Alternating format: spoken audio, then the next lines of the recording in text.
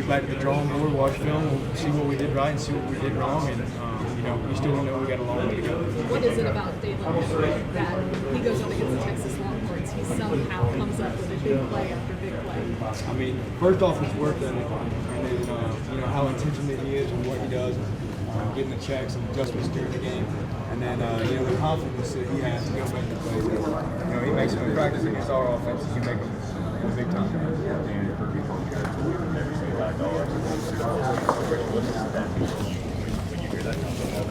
Yeah, I mean that means the world to me because I said it earlier, but this is the most resilient football team I've ever been on, and I don't know how, but it changes every year, and I've been a part of some really good teams here and great teams, and we've won championships, and this is just another one of those. It's been a part of your DNA traits for a while. Y'all have won a lot. You've won championships. Why do you think this team is more resilient?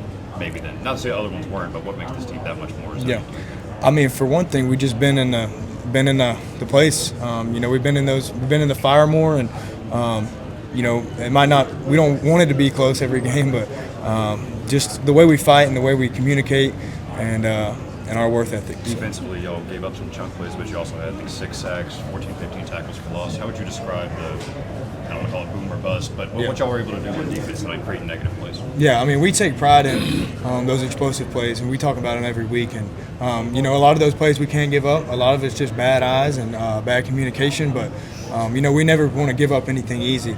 And unfortunately, we did some tonight that I wish I could have back, but, we're going to fight to the end. And, that's our goal every week is we don't want teams to want us to play us again. So. All the talk was about Texas's run game coming into this, that y'all limited them pretty well. What was the key to defending the run tonight? I mean, everybody. I mean, first hats off to the big guys up front for doing their job.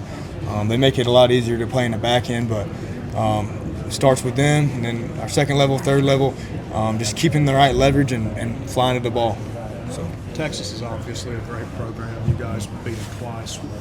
Is there anything you can pinpoint that maybe separates you two teams?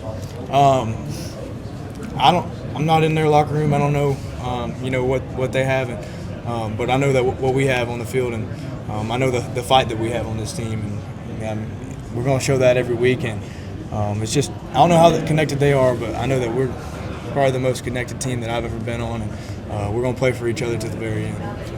You just talked about the bend but don't break kind of mentality. You forced him into a lot of field goals, kept him out of the end zone except for one time, I think. Yeah, that's the beauty of our team. We don't want to give up anything easy ever on defense, and we're going to fight. We preach every week, nobody in until they're in, and so nobody's in the end zone until they're in. I mean, we could be on the half-yard line, and that's our mentality. So. Dan, you got a couple of national championship rings. Is it still a big deal to win an SEC championship? Man, I got 2 national championship rings, and before this game I had 1 SEC championship, so this one's a really big game for me.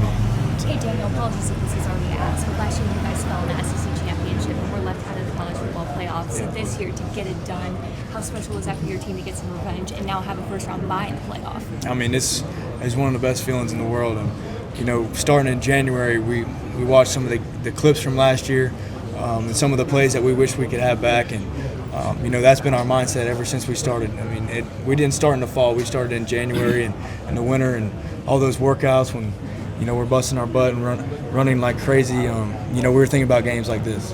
They call Atlanta your team's second. This time kind of turned around. Is there kind of some beauty in that? I mean, absolutely. That was that game you're talking about. I was in the stands for that game. Which one? The Natty or the SEC? The Natty. Okay. Yeah.